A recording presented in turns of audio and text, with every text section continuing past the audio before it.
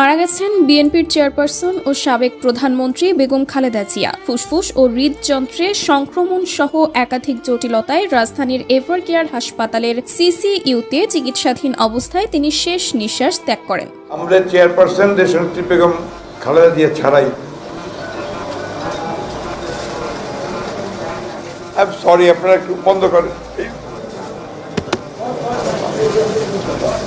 বিস্তারিত মূল ভিডিওতে। বেশ কয়েকদিন ধরেই ফুসফুস ও হৃদযন্ত্রে সংক্রমণ সহ জটিলতার কারণে রাজধানীর এভারকেয়ার হাসপাতালের সিসিইউতে তাকে নিবিড় পর্যবেক্ষণে রাখা হয়েছিল। সংকটাপন্ন অবস্থার খবর পেয়ে মধ্যরাতে বিএনপির বিভিন্ন শীর্ষস্থানীয় নেতা নেত্রীরা হাসপাতালে ভিড় করেন। এর আগে তার শারীরিক অবস্থার কিছুটা উন্নতির কথা জানা গেলেও বর্তমানে তা আবারও চরমভাবে অবনতি ঘটে। বিভিন্ন গণমাধ্যমের প্রতিবেদন এবং স্বজনদের সামাজিক যোগাযোগ মাধ্যম পোস্ট অনুযায়ী তার অবস্থাকে অত্যন্ত আশঙ্কাজনক বলে জানানো হয়। এই অবস্থায় তো কোনো মানুষই যে একেবারে আশঙ্কার ঊর্ধ্বে সেটা তো বলার সুযোগ নাই।